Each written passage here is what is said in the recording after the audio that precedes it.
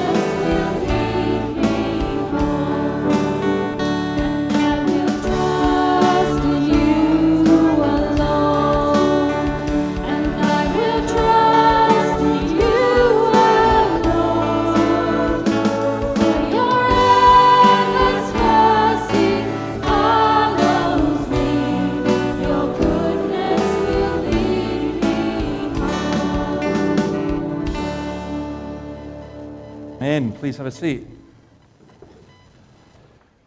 Now I'm going to ask Jeff to come up and first of all, if you'll come to the mic so I can ask you a couple of things.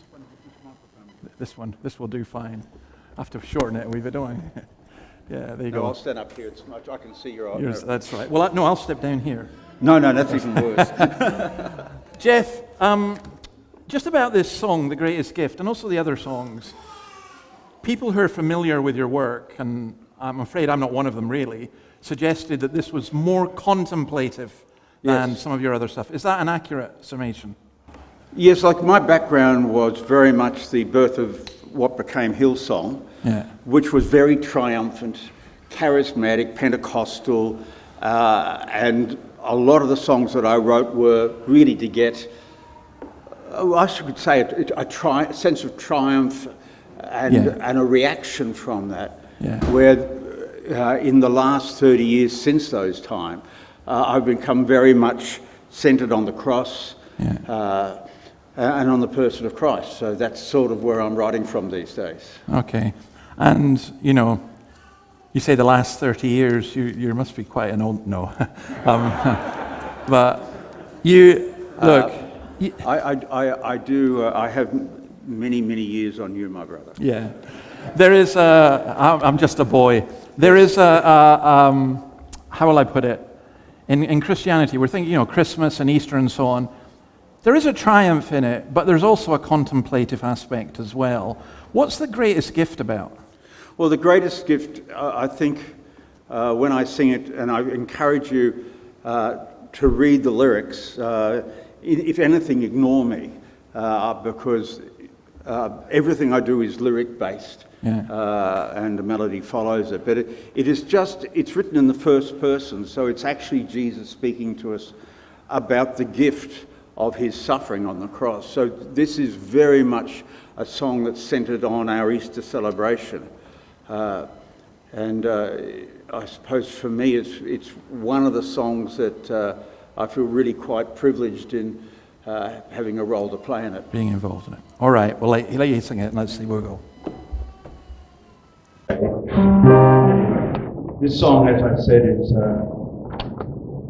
a song that's, if you can picture yourself looking at the cross, this is what the song's about.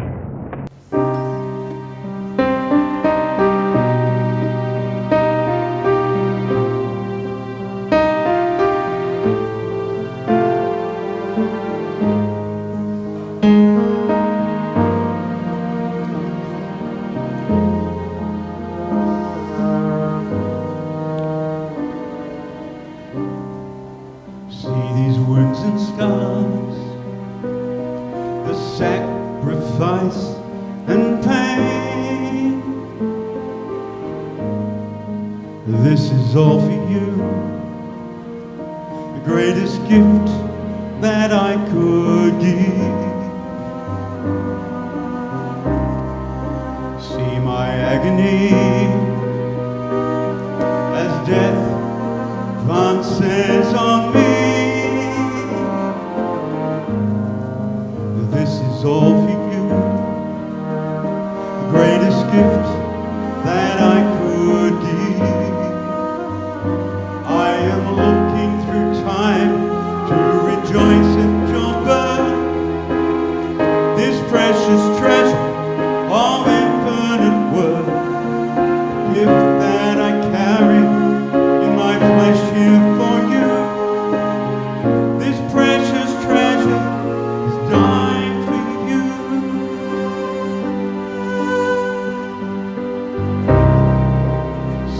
Rusty nails, my blood streaming down.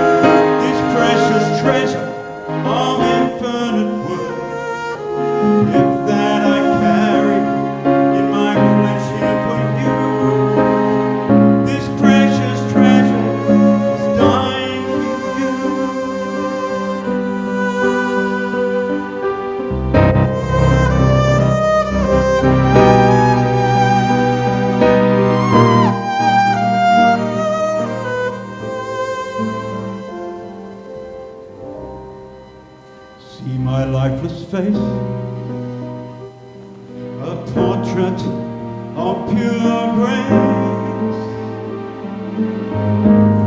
I'm broken, I am torn, I'm forsaken, and I'm forlorn.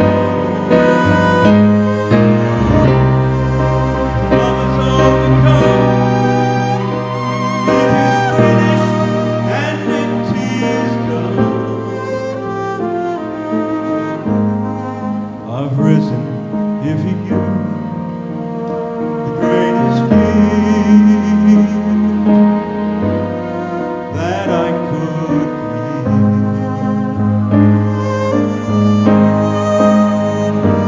Greatest gift that I could give.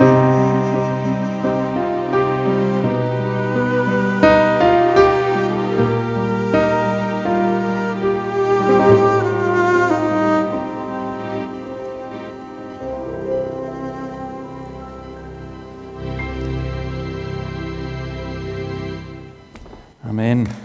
Amen.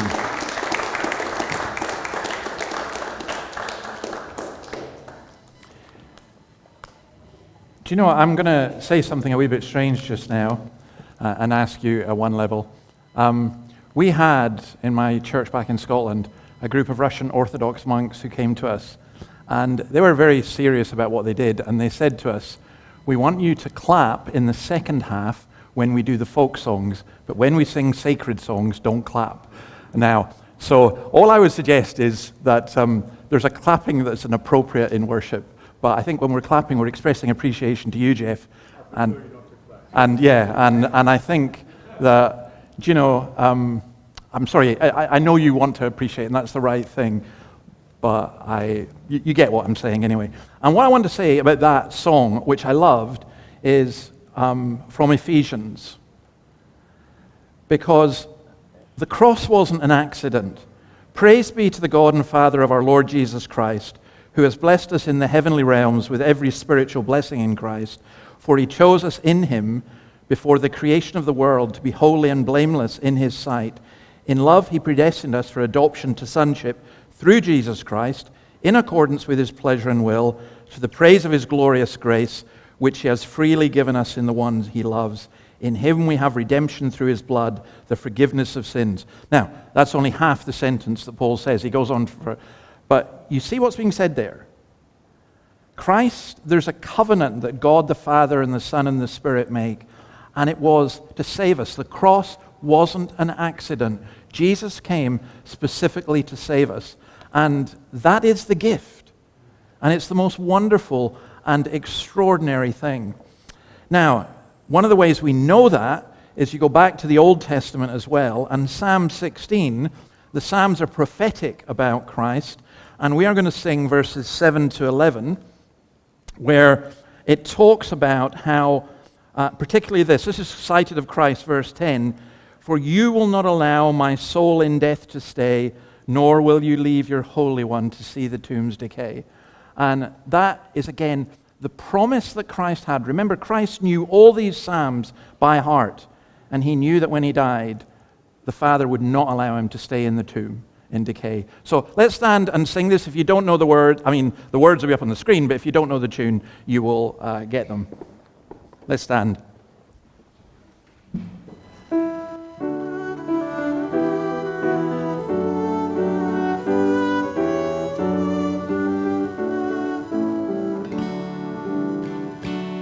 I'll praise the Lord my God, whose hands will guide my joys, and even in the night my heart recalls instruction voice. Before me constantly I set the Lord alone, because he is at my right hand.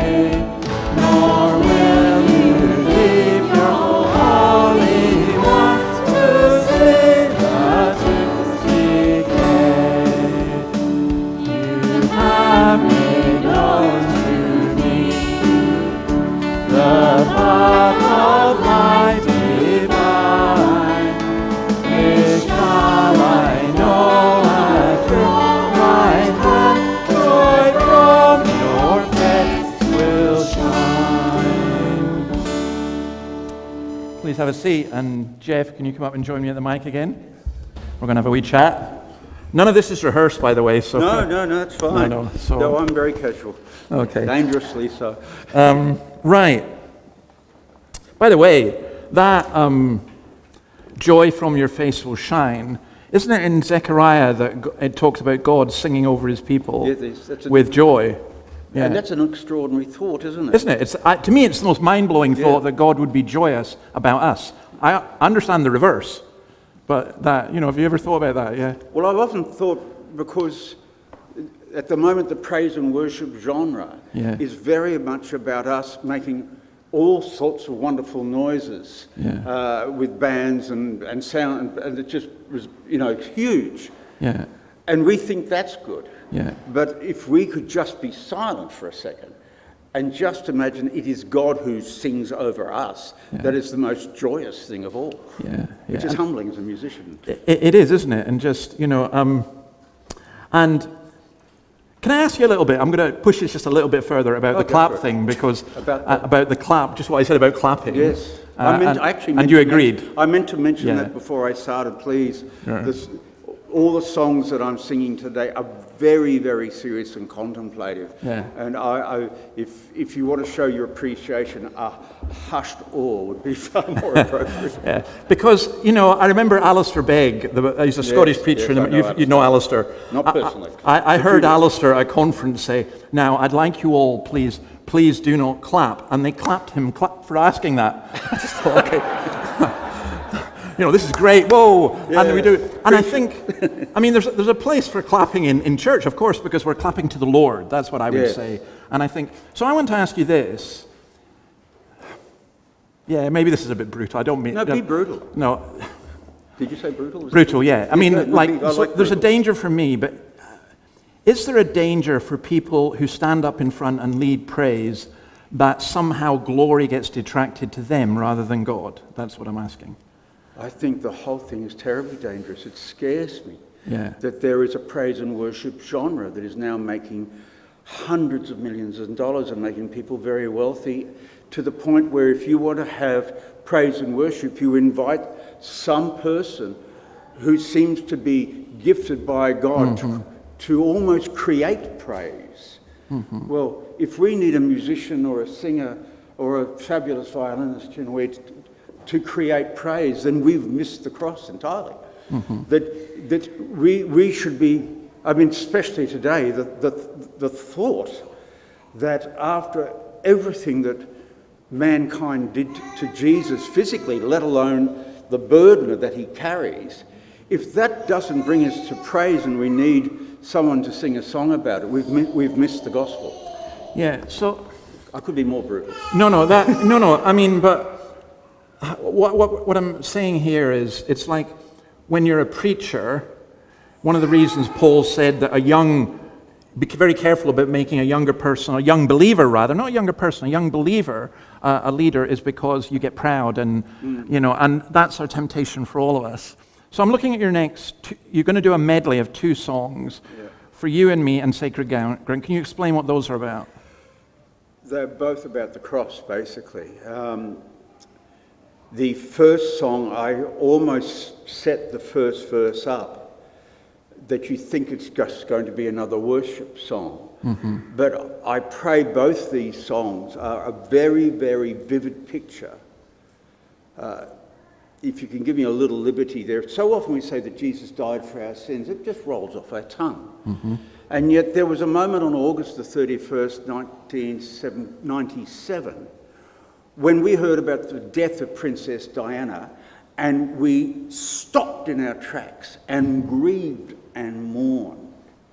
And I longed to grieve and mourn more about just what God has done. And that is really what I'm trying to paint in lyrics and music. Okay. Well, I think that's very biblical. Just before, Just before you sing, the famous quote from C.S. Lewis, which I've always loved. He said, worship was like dancing shoes, that if you notice your shoes, you're not dancing. And if you're noticing all the musicians and everything else, you're not worshiping. The musicians assist us to worship, and the lyrics help us, lift us up to worship God, and that's the priority. So I please. pray that you forget my song today Yeah. and see Jesus. Absolutely. I pray you see.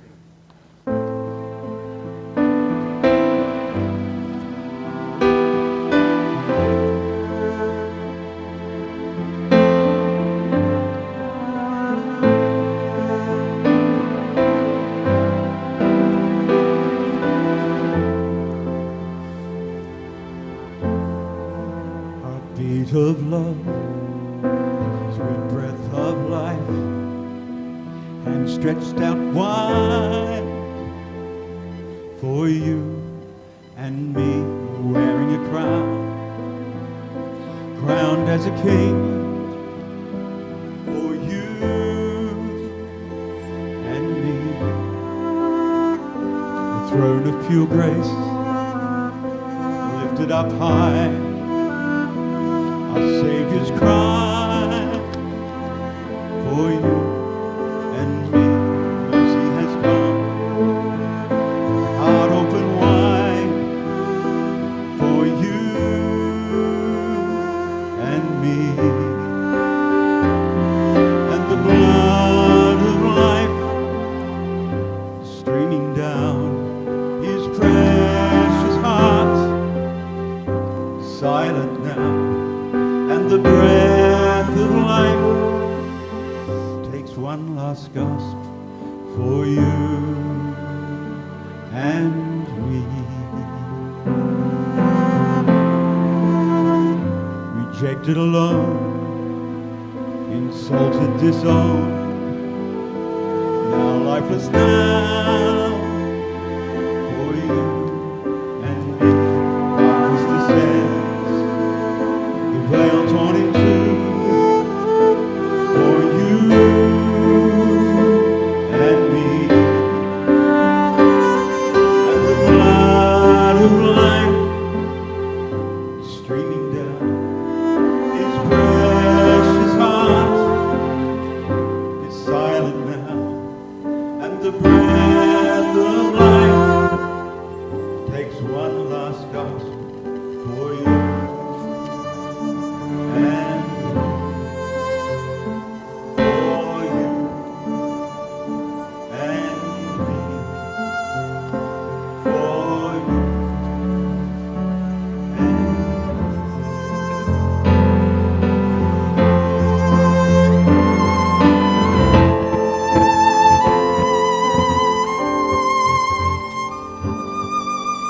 all the blood of sacred ground, all the broken body there,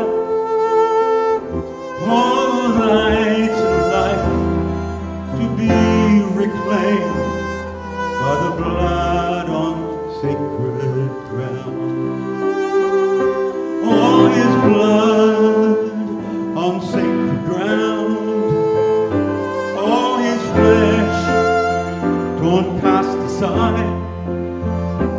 We are bloody, we are broken by the blood on sacred ground. Sacred ground, sacred blood, empty cross and an empty grave. The scars of love, the wounds of grace, eternal sacred ground.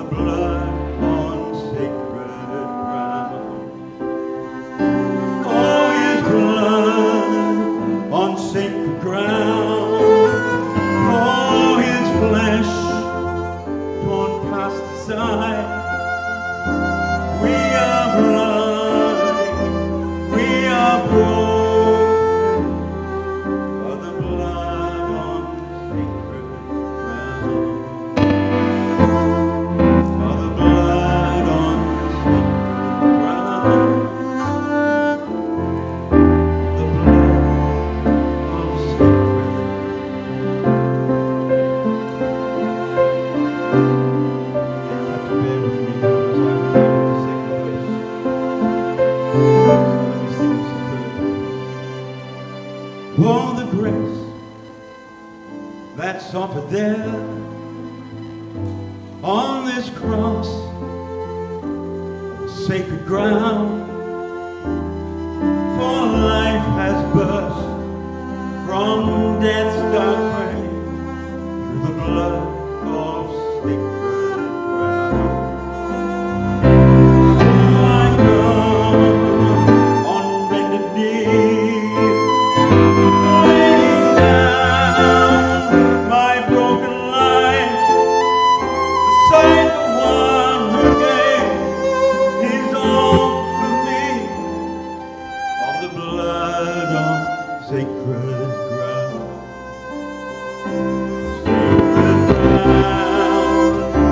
sacred blood, empty cross and an empty grave.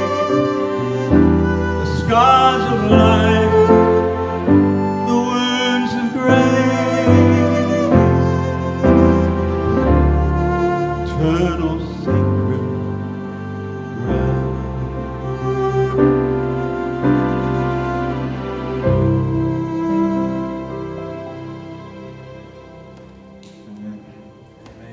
Amen. Let me see this. This is where it's just really beautiful. Because to the Jews, the cross was cursed ground, not sacred ground, not holy ground. It's the opposite. The temple was the holy place. And the song we're going to sing in the Psalm 110, I do need to explain it because it doesn't make sense if I don't explain it. But in the letter to the Hebrews, the writer deals with an objection that the Jewish people would have had about Jesus, because how can Jesus be a priest and how can he be the Messiah?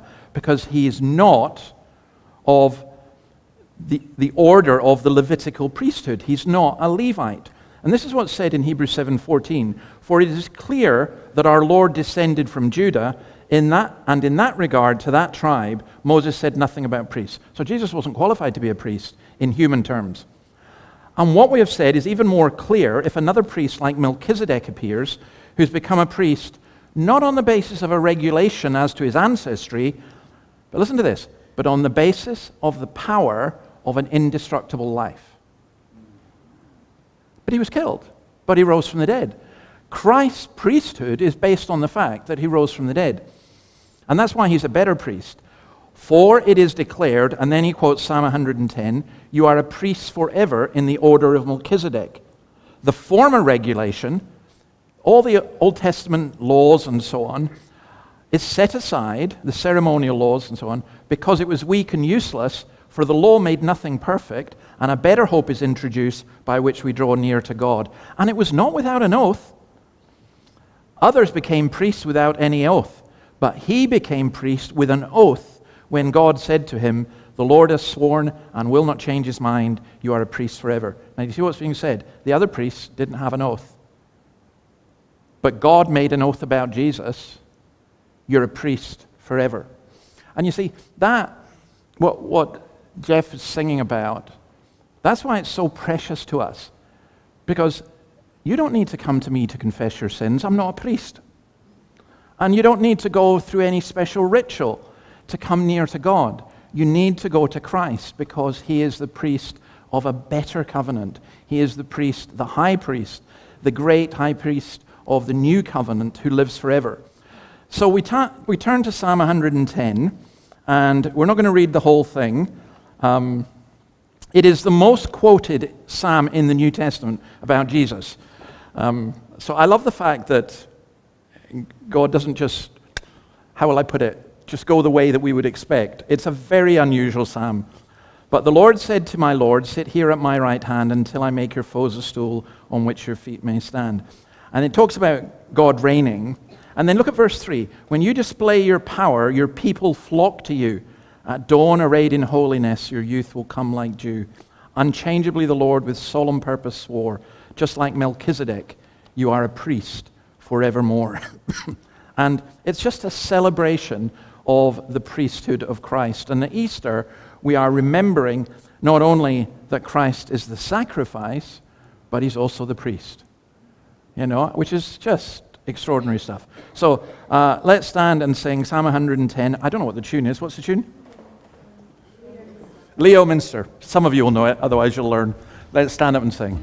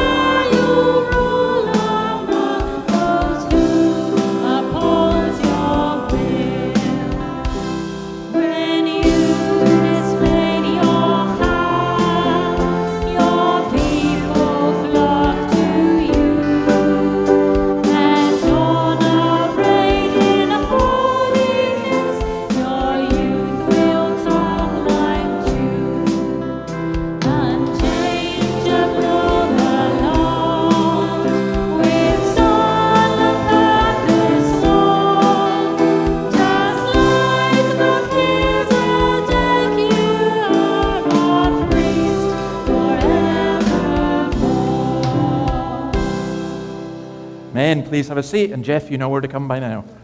So, come on. No, here. I said you know where to come by now, and you didn't know. Oh. It's just my office. It's your age, I forgive you. Oh, I know. Thank you, Bruce. Do you know, when you're an order of the priest of Melchizedek, or priest of the order of Melchizedek, sometimes God gives us words, and we read that Jesus taught in parables that were actually quite difficult for people. You know, and I'm wondering sometimes if there's a temptation. I mean, it's nice to have simple things that we can sing as well, that we understand. But I wonder if there's a temptation sometimes to dumb things down, even as a songwriter. Is that?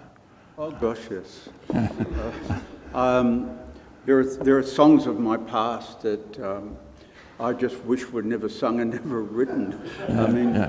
And you probably know a lot of them, especially the praise ones, which were really there just to wake the crowd up or get them excited or something, or move them because an offering was coming. I don't know how effective they were. Well, actually, I do. And I think there was a time in my early songwriting where I wasn't taking it nearly as seriously as I needed to. Where now I take it intensely seriously. Yeah. Do you know? I'm just thinking about this. There was a woman this morning who came out of the service, and she was visiting. And she said, I really, really enjoyed that. And she said, I enjoyed the praise. It wasn't 7-Eleven. Now, I'm not familiar with 7-Eleven. And I said, sorry, I'm lost. And she said, 7 words, 11 repetitions. And I thought, wow, that was a bit, You've missed the key change. Yeah. The key change. And the bridge. I mean, look, I love simple songs. And I think with that, but I think you're reflecting also something. I hadn't intended to go here, but I remember speaking at a big venue, and there was 2,000 people going to be at it, and the other speaker with me said, have you noticed something? The only people they haven't sound checked are the 2 preachers.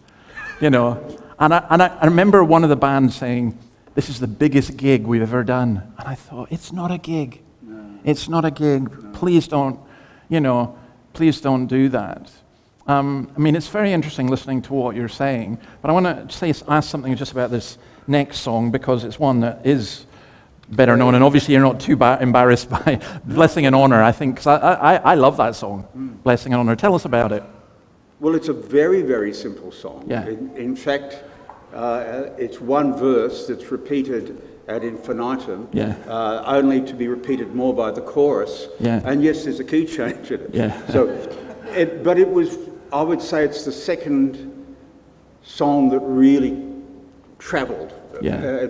Just left home and created havoc. Yeah. The first song was The Heaven Shall Declare. Yeah. And because I was aware of that, I've written a second verse Yeah. just for tonight. Oh, thank you. That's great. That's lovely. There's 25 you know. words in it. Yeah. Do you know, but I would say the Bible itself does repetition. So Psalm 118, you know, his love endures forever. His love, it's repeated after every verse. Yes. You know, so again, I don't have a problem with repetition. I think I probably have a problem with mindless repetition. That's probably where I'm going. Yeah. Well, the danger is, for me, having come from what was a very Pentecostal church in its infancy, then it became more charismatic, and then it became global, and then it just became merchandised. And if they want to take offense at that, well, that's well and good. That you can lose the object of everything in the methodology until the words are just lyrics. Yeah. But by the way, that's true of preachers as well, because we you know, techniques and style and everything else, and it can so easily become about ourselves. You know, I'm reminded of another story. I've too many stories, but about this old minister, very traditional minister in my church. You know, he's always had dog collar and black, and he usually went to a charismatic church at night near his home because it was quite a distance away. And his wife told me that one time the band had been singing "I Will Sing of His Love Forever," and they kept repeating it. And Murdo shouted out in a very stage whisper, "Well, I didn't think we were going to take this literally." You know, and that, you know, that can happen. And yet there are also times, and this is, I want to leave you with this. So there are times where, I don't know, something happens, and you get lost in wonder, love, and praise, isn't there? There are times that, I mean, I was going to ask if you've experienced that. I'm assuming you have. See, this is a really difficult question, because I know there were times that I got really lost in the praise and worship. But as a musician and a lover of music, I have to ask myself, was I lost in the object of the praise and worship, or was I lost in the praise What you were and doing, worship? yeah. And again, we go back to clapping and applauding. Yeah. The silence, I think, I often, since we're going to talk forever, I often wish that some of these, this is not a criticism. I would hope that this is a readjustment. I was at the infancy of it all, and some would say I fashioned a lot of what it is. I wish in some of these huge rallies, all of a sudden there was a power cut, and the only thing that was left was the words on the screen, and they recited them like liturgy, and realized what worship really was in the statement of a liturgy, not just the singing of a song. Yeah. I think the presence of God's Spirit, we have a phrase in Scots, it's better felt than told. You know what it is, but you can't manufacture it. You can, but it's false. Yes. But the reality, and very often it's interesting, the reality ends up with stunned silence. You know, that's what just happened there? So, all right, it's a great thing to sing blessing and honor to God, so let's do that. Would you like us to join with you in it? Or? Oh, please, and you're the first to sing the second verse. So you can stand for this It's also the as first well. time I've sung it. So, okay.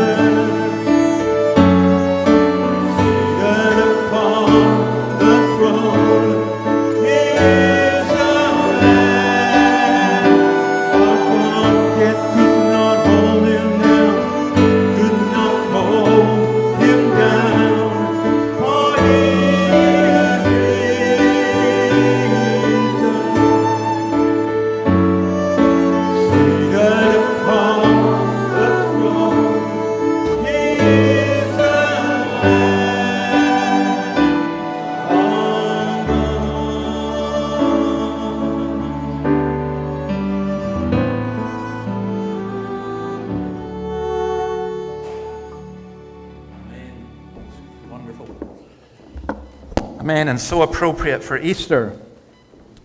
Now, even in all that we've been talking about and how we worship God through sung praise, we're going to try something. Joe, do I have the nod for this, by the way? You're okay for it, yeah? Yeah. We're going to try something that if we could get this, I would sing this. First of all, we'll sing it at every communion. For me, there's a man called George Thompson, and he was a minister in Edinburgh in the 19th century, and at that time, the church only sang a cappella psalms. And they had certain tunes, and they used to talk about the tyranny of the 6 tunes. So repetition is not anything new, that kind of problem. And so he thought he would write a tune that he thought was a simple tune, and it's actually one of the most complex tunes you can get. But once you get it as a congregation, and once you learn to sing parts, to me, it's like heaven. So what we're going to do is we're going to sing Psalm 24 from verse 7 to verse 10 to the tune St. George's Edinburgh. But what I'm going to ask is that the choir, are we singing this a cappella or with piano? With piano, okay. So good. So I'm going to ask the singers to come up, and I'm asking them to sing it all the way through, because we've got time. You can do that. We will listen. And then the congregation can join in. And if you know how to sing parts, feel free to do that as well. I'm afraid I don't. But so you sing it all through, and then we'll repeat it.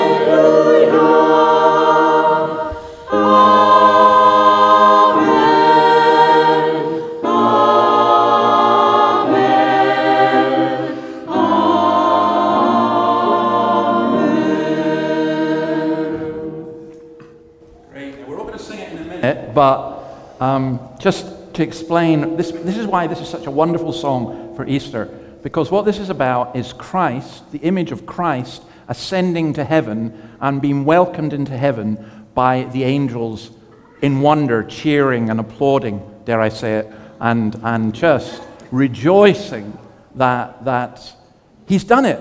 And you remember on the cross what Jesus said at the end? He said, "It's finished." And that's a way of Psalm 20. At the end of Psalm 22, it said, he's done it. He did it. Christ did it. And that's what we remember on Easter. And it's not just that Christ rose from the grave, but Christ ascended into heaven where he was welcomed with this great glory. So we sing this, and we sing it to our exalted Savior. Let's stand and sing, please. You ancient gates, lift up your heads. You doors be open wide. So may the King of glory come forever to abide. But who is this exalted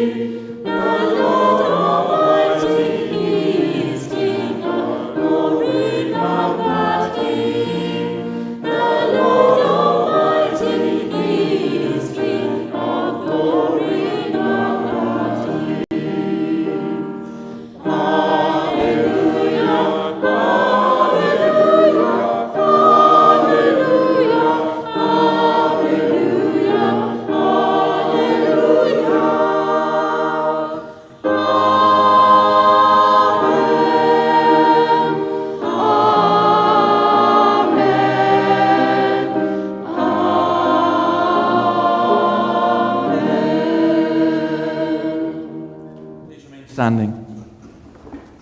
Lord, we cry out, hallelujah. We praise you that you rose, you ascended, you are exalted, you sit on the right hand of God, you sit on the throne, and we can come to you. You have given us direct access through your eternal priesthood. We bless you for that. We bless you for each person here, and may it be that we know who you are, and as we continue to celebrate the risen Savior, may it be that this would go forward into this coming week, that people would see we've been with Jesus, for we ask it in your name. Amen.